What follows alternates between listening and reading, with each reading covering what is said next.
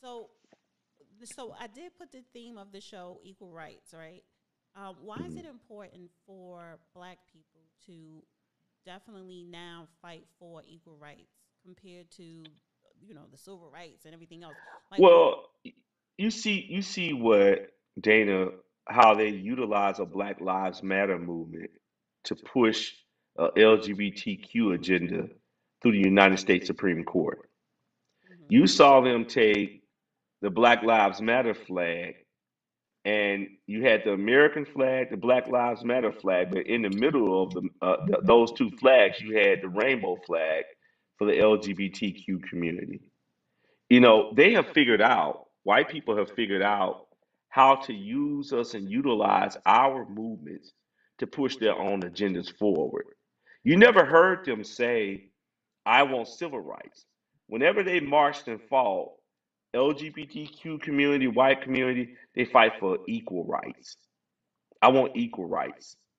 And we have to start looking at ourselves as not less than somebody, but I'm just as equal to you as you are are you equal to whatever laws you want passed for your community. We see reparations being given to Holocaust survivors, and the Holocaust didn't even happen on this land. But we won't give reparations to survivors, whatever's left, and family members of Tulsa, Oklahoma, Black Wall Street. I'm working on that movie right now, and Danny Glover is a consultant on that movie.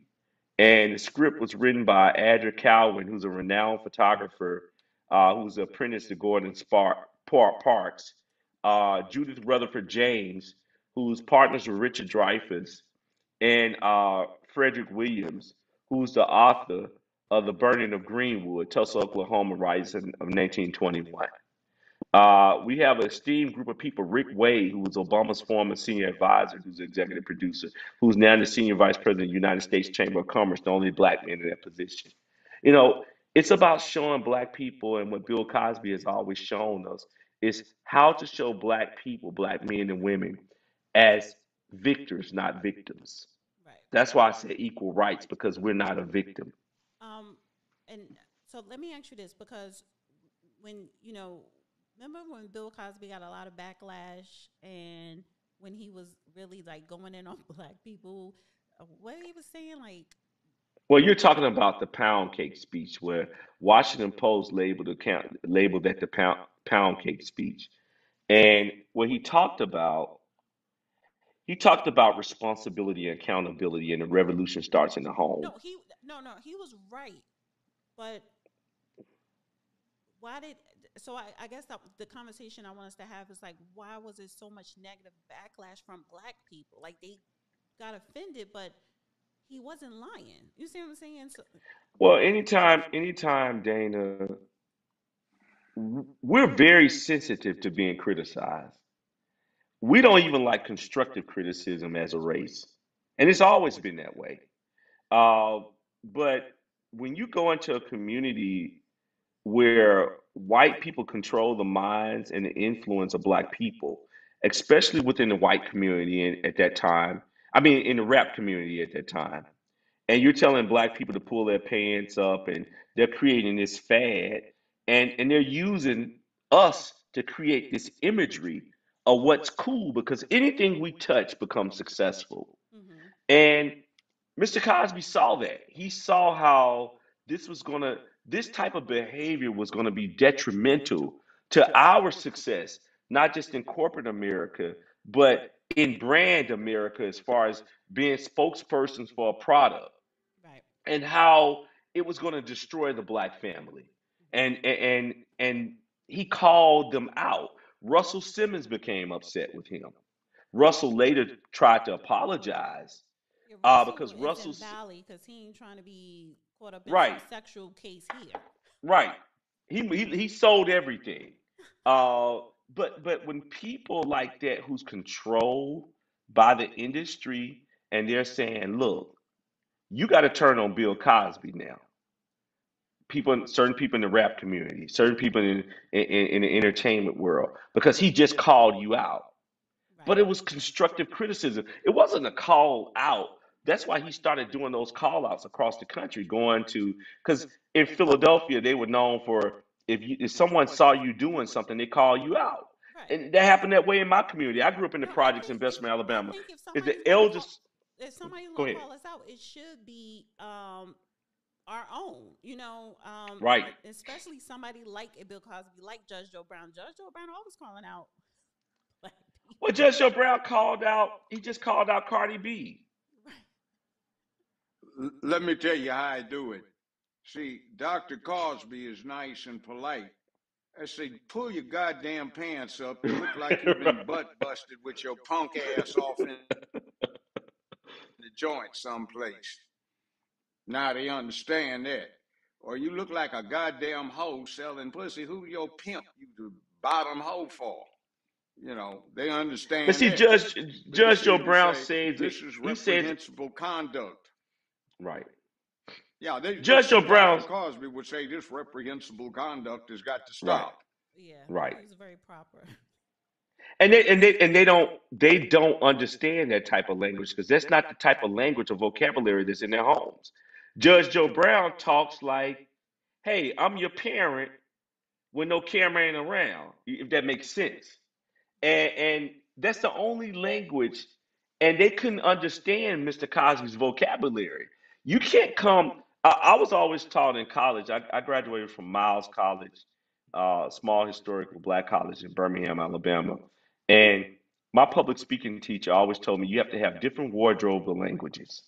You have to have a language for the uneducated, and you have to have a language for the educated. You have to have the language for the elderly. Um, and that's what Judge Joe Brown is exactly right. He understands the language. He hangs in a skating rink, as you told me, Dana, to 1 in the morning with young people. Mm-hmm. But that's what we need. We need a. Everybody needs a real Uncle Joe, not the Uncle Joe on Mud Deer, but a real Uncle Joe. um, well, and I'm Damn. like, Judge is what in his 70s, but we're gonna need an Uncle Joe Jr. like Judge Joe Brown. And you probably gonna have to take his spot. I'm taking the spot every day. Um, you can't be afraid to do what I do. Right. You can't be afraid to speak up. You can't be afraid of a sponsor leaving you. When you're afraid of a sponsor leaving you, then you're back on a plantation. Right. It's the same thing with our historically black colleges that Mr. Cosby gave so much to, along with public white institutions, but especially our historically black colleges. You have the Koch brothers and Walmart that sit on your board and say, hey, if you do away with him, tell him you denounce him and denounce everything he's done, we'll give you more money. Well, that was temporary. Mr. Cosby's money and support was long term. Corporate America support is always temporary. I don't think And people we have to understand that. understand that. Yeah, people We have don't to understand understand that. that. Okay. It's always, look, their sponsorships, you think about, use for example, when LeBron James decides to retire, where will the corporate sponsors go? When these guys retire, the money tightens up a lot. Because see, they don't have those corporate dollars. They got to be unique. They got to be a brand strategist like a Shaquille O'Neal or a Michael Jordan, somebody like that who could say, you know what, I'm going to elevate my brand. But over 85% of the guys who played in the NBA, they don't have anything right now. Right. They don't have any wealth. So you have to understand the And wealth is value. separate from being rich. And I hope you Oh guys no, can wealth hear is me. great health. Wealth is great having the opportunity to say, I don't have to put this on credit. Right. That's the true meaning of wealth. I But learned see, you know what? I learned the difference between wealth and rich on the Cosby Show when Claire Huxtable said, you know, wealthy people, money works for them. Rich people still mhm, have to work for their money. It's you a gotta work difference. extra hard for it. Yeah. So When your money stops supporting you and you gotta support your habit, that's when you have a problem. You right. know, so Like uh wealth and, is your money is working for you. You're not working for the money. Like look, you can sleep at night when you have wealth. Uh, every day because you got people managing all your assets and all your wealth. You can't sleep at night when you're trying to beat the streets every day. They It's said hard to sleep at night. right. So they said the Walmart, the Waltons, the family, the brothers and Mm. sisters took over. They're billionaires, 100 times over. But this week they lost $36 billion because of the stock market. That's crazy. But they're like that's how much they're worth. That's like That's that's a drop in the bucket. That's a yeah, drop in the bucket. right. That's not gonna look. It's not gonna. I was having this conversation and with a number of wealthy people, and they said if you have $700 million and own a private jet, you're gonna end up going broke within 5 or 6 years. Because the maintenance, the jet fuel, the landing fees, every so often throughout the year, the FAA requires you to have a mechanic to take the entire airplane apart and put, up to date instruments and they check everything, seatbelts and all of that. You have to be a multi-billionaire just to own a airplane today. Right. So $36 billion to the Walton family is nothing. They will make that up because they're going to start cutting back on hours and stuff. So, and that's why you see in these stores now they have the self checkout lanes. You know, they will find unique ways to make their money because once you have wealth, you know how to keep your wealth going. Okay. Um, okay, I want to swing back and Judge.